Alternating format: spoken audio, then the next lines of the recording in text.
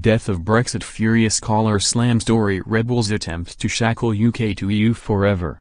Speaking to BBC Radio 4 Annie Answers, caller Andy Marshall slammed Theresa May's Tory Brexit rebels, claiming it would be the death of Brexit if they won the fight for a meaningful vote at the end of the negotiations. The passionate Brexiteer argued a parliamentary final say on the deal reached between Theresa May and Brussels could cause negotiations to be delayed for an extra 20 years. Mr. Marshall added the adamant Remainers' objective is to simply get a legal strategy to stop Brexit altogether and reverse the 2016 referendum result. He said, "I think if a meaningful vote is given to Parliament, it will effectively be the death of Brexit. They are tantalizing the Remain side, tantalizing those to find illegal means to overthrowing the 2016 referendum result. A meaningful vote would give them exactly that. It guarantees two things.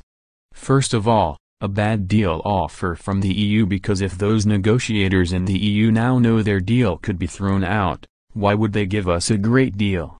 They will give us one that would definitely be thrown out. Secondly, it gives the Remainers in Parliament a chance to reject any deal. They could come back with 3, 4, 5 deals. We could be talking about this in 20 years' time."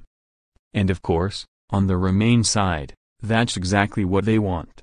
They could still respect, as they keep saying, the result of the referendum but never actually leave.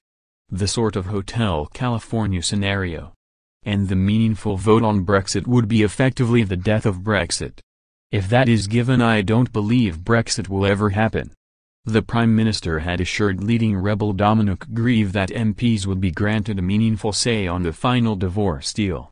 But Mrs May is now facing the wrath of pro-EU rebels after they claim the government had reneged on private promises made to secure their support ahead of a crunch vote last Tuesday. The Prime Minister is now facing a second knife-edge vote on Wednesday, with Downing Street sources admitting it will be incredibly tight. Mr. Grieve said a satisfactory amendment to the Brexit bill which granted MPs a vote on the final deal had been drawn up after talks with him. But he said this had been changed by ministers at the last minute. He said, "I simply don't understand why they have done this.